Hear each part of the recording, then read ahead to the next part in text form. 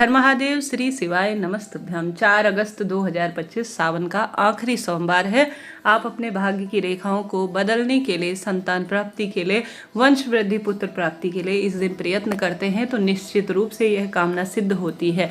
इसके पीछे कारण यह है कि इस दिन रवि योग का निर्माण हो रहा है, अनुराधा नक्षत्र है, सर्वार्थ सिद्ध योग का सुंदर और श्रेष्ठ दिन है। आपको भाग्य बदलने के लिए, महादेव माँ गौरा की असीम कृपा प्राप्त करने के लिए श्रेष्ठ और अति उत्तम कार्य करने का प्रयत्न करना है। कैसे करना है, किस स्वरूप में करना है, ध्यान से सुने, अंत तक बने रहे। संभव हो तो पति पत्नी साथ में जाकर मंदिर में जाकर कर सकते हैं, घर के मंदिर में कर सकते हैं। चमत्कार तो होना ही है। देखिए, पति पत्नी के मिलन से, दोनों के भाग्य से पारिवारिक सुख मिलते हैं, ऐसा शास्त्रों में वर्णित है। संतान के लिए हमेशा ज्योतिष में 5वां घर देखा जाता है, जो कि अपने आप में अद्भुत होता है। तो आप सभी को संतान प्राप्ति के लिए कोशिश करनी है कि इस दिन आप साथ में शिव पूजा कर पाएं। महादेव स्वयं जो है शास्त्रों में कहते हैं, शिव महापुराण में ऐसा वर्णित है और गुरुजी भी बताते हैं कि स्वयं भगवान श्री कृष्ण ने अपनी सभी रानियों से संतान प्राप्ति के लिए साथ में पूजन करने के लिए कहा था और वह पूजन संपन्न होने के बाद उनको एक उत्तम संतान की प्राप्ति हुई थी। ऐसे में आप भी संभव हो तो पति पत्नी साथ में दोनों के भाग्य उदित हो, ऐसी प्रार्थना करते हुए इस कार्य को कीजिएगा। किसी कारण से पति के पास इतना समय नहीं है तो पत्नी भी करती है तो परिवार के लिए हर स्वरूप में यह सहायक और श्रेष्ठ ही होता है। एक जल का आपको लोटा लेना है, घर से ले जाना है और साथ में आपको लेकर जाना है गौ माता का कच्चा दूध। कच्चा दूध गौ माता का हर स्वरूप में सुख देता है। उपाय करने के लिए संतानेश्वर महादेव की जय, माता गौरा की जय, संतानेश्वर महादेव की जय, माता गौरा की जय, ऐसी आपको प्रार्थना करनी है। और एक दिन पहले ही आपको बेलपत्र तोड़कर अपनी पूजा की थाली में रख लेनी है, ठीक है। बेलपत्र जो कि हर स्वरूप में माता रानी और महादेव का एक स्वरूप माना जाता है, आपको पूजा की थाली में रखना है। गौ माता का कच्चा दूध किसी स्टील की कटोरी या किसी भी स्टील के बर्तन में आप रखें, कांसे के, तांबे के उसमें ना मिलाएं। शुद्ध जल आप एक लोटे में रखिएगा। उसके बाद गोलबत्ती का घी का दीपक ले जाकर आप महादेव के मंदिर में सबसे पहले प्रज्वलित करें। ध्यान रहे पूर्व या उत्तर दिशा की ओर आपको बैठना है। आसन का ही आपको चुनाव करना है, बिना आसन के कोई भी पूजा ना करें। घर पर भी कर सकते हैं। अब आप सभी को साथ में लेने हैं गेहूं 108 ले सकते हैं, इच्छा आपकी है। बहुत सुंदर रहेगा अगर 108 गेहूं लेते हैं तो। और साथ के साथ कच्चा दूध आपको लेना है और बेलपत्र लेनी है। अब बेलपत्र यहाँ पर कितनी ही लेनी है? बेलपत्र आपको उम्र के अनुसार, जो पत्नी है उनकी उम्र जैसे 30 साल हो गई है, संतान नहीं हो रही है, 40 बेलपत्र ले सकते हैं। 50 साल हो गई है, 35 साल, 25 साल, जितनी भी है, कहने का अर्थ है उतनी उम्र के अनुसार आपको बेलपत्र लेनी है। सबसे पहले शिवलिंग पर जल चढ़ाना है, फिर आपको दीपक लगाना है। कच्चा दूध आपको कटोरी में ही रखना है, समर्पित नहीं करना है। श्री शिवाय नमस्तुभ्यम, संतानेश्वर महादेव की जय, माँ गौरा की जय कहते हुए गेहूं भी शिवलिंग पर 108 आपको समर्पित कर देने हैं, जल भी समर्पित कर देना है, दीपक भी लगा देना है।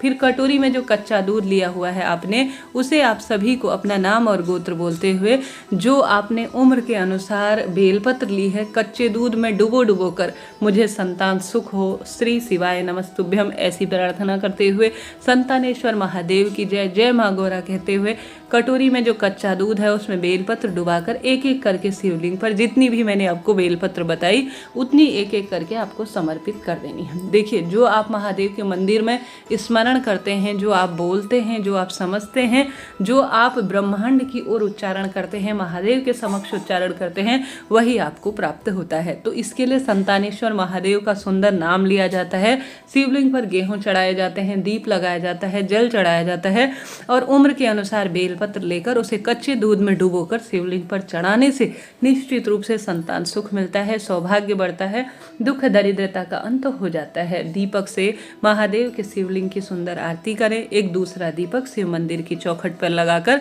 महादेव को प्रणाम कर पति पत्नी घर आ जाए। 108 की संख्या जो गेहूं की है वह अपने आप में सौभाग्य से जुड़ी जाती है। कच्चा दूध संतान से संबंध रखता है। बेलपत्र उम्र के अनुसार लेते हैं, जो उम्र में जितने दोष चल रहे हैं, जितने कष्ट चल रहे हैं, उनके निदान के लिए माना जाता है। तो बहुत सरल उपाय है, बहुत चमत्कारी उपाय है। आप संभव हो तो सुबह करें, नहीं तो शिव पूजा के लिए प्रदोष काल सबसे उत्तम है। प्रदोष काल में कर सकते हैं। दुर्भाग्य तो दूर होता ही है, साथ में सौभाग्य में भी वृद्धि होती है, कष्ट कर्ज से भी मुक्ति मिलती है और दुख दारिद्रता का भी अंत अपने आप हो जाता है। करके देखिएगा, सुख सौभाग्य दुख दारिद्रता कर्ज कष्ट से भी आपको मुक्ति मिलेगी और हर स्वरूप में सावन का अंतिम सौभाग्य आपके लिए लेकर आएगा सोमवार। तो करके देखिएगा, लाभ तो आपको मिलना ही है। यह दिन कोई साधारण नहीं है, चमत्कार है। सावन के सोमवार में की गई पूजा सबसे सुंदर और अति श्रेष्ठ मानी जाती है।